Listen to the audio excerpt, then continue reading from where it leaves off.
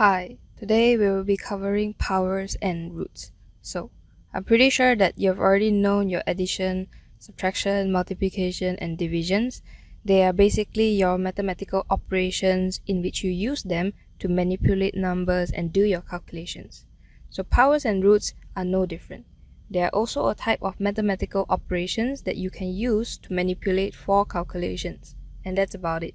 If you can recall the first time you learned multiplication, it is basically a shortcut for doing addition, in the sense that when you add the number 5 for 4 times repeatedly, then there is a quicker way to calculate it, which is to just multiply 4 by 5.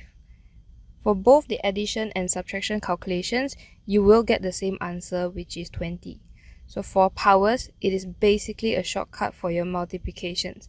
So if you have the number 5 and then it is multiplied by itself for 4 times repeatedly, then the quicker way to calculate is just to raise 5 by the power of 4. Again, both of these answers will return you the same answer, which is 625.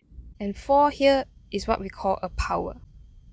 So let's properly define what a power is. When you have a number of any value and it is multiplied by itself for n number of times, then n is the power that you raise this value by. In other words, n is the number of times the value of k is multiplied by itself. So for example, 5 is raised by the power of 2. This just means that 5 times 5, and so we can see that 5 is multiplied by itself for 2 times. We can also read this notation as 5 squared. And if 4 is raised by the power of 3, then that means 4 times 4 times 4. Here, 4 is multiplied by itself for 3 times, and we can read this as 4 cubed. Square and cube is just a way to say that the number is raised by the power of 2 and raised by the power of 3 respectively. Because generally, we use this power the most, and it would just be a mouthful to say raised by the power by, raised by the power by, and so on. So just square and cube for powers of 2 and powers of 3. Alright, so that's all about the basics that you need to know about powers for this unit. So let's just try out some exercises. Calculate the following. Question A, we have 3 squared. So 3 times 3, and then we get 9.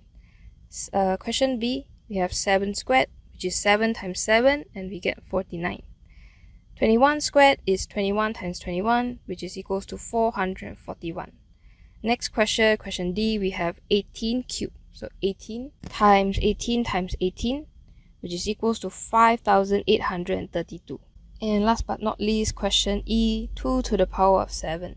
So 2 to the power of 7 is just 2 multiplied by itself for 7 times, and you will get the answer of 128.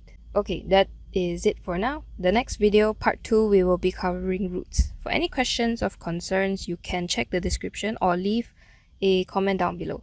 And I'll see you in the next one. Take care.